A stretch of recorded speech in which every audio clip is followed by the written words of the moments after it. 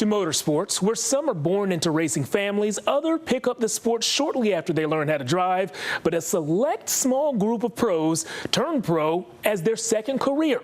That was the case with Savanna Little, a professional model turned pro driver who I got to meet earlier this week.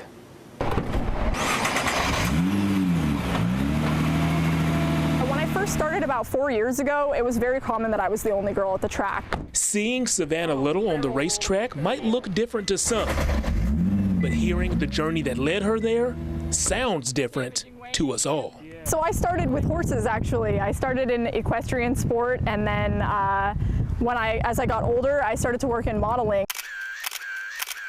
That modeling career actually introduced her to racing by putting Savanna on a track and in a car for a photo shoot. This car was nicknamed Godzilla. So Nissan actually offered to put me in the car with one of the drivers. They put a bunch of GoPros on me, thinking I guess they would scare the model or something, and they didn't get what they wanted, because when they pulled back around to pit lane, I was like, he's good and all, referring to the driver, but when are you gonna let me drive it? Already challenging the pros. If you know Savanna, you know that sounds exactly like her. So what we have here is a twin-turbo 6-cylinder. And after around a year of very advanced driving school, she earned the credentials to add motorsport racer to a resume that already included equestrian star and professional model.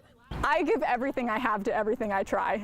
So even as a student, which was really hard for me to balance racing, school, and working, I maintained a 4.0 because that was just something I wanted to do. I think you see the theme here. When Savanna sets a goal, she achieves it. They don't necessarily look at this and think it's a supercar, but it is. And after spending 4 years as a pro driver, she says the rush that she achieves on race day closely resembles a rush that she's felt in modeling.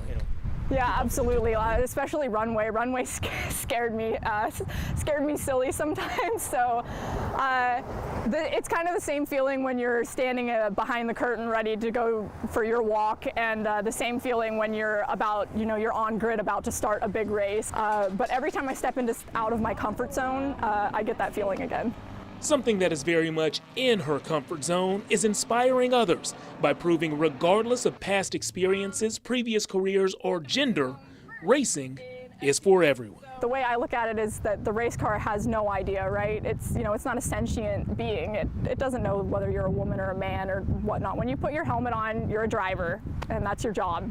So you just go out there and you do it the best you can do it. Well, Savanna's next stop is a few hours north of us at Virginia International Raceway. She'll be there for Hyperfest at the end of the week.